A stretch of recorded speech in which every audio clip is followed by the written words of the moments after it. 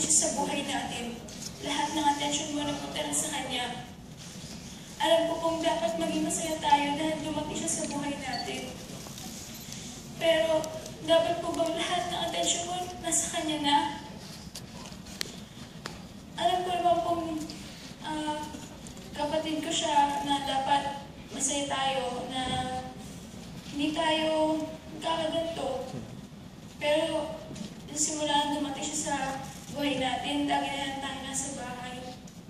Pero dati, lagi tayo lumalabas, nanonood ng sine, kumakain, at naggagala.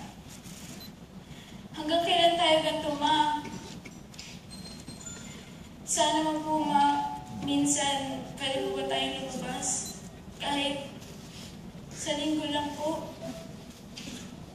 Kasi, Mama, alam mo, Ma, minsan naisip ko na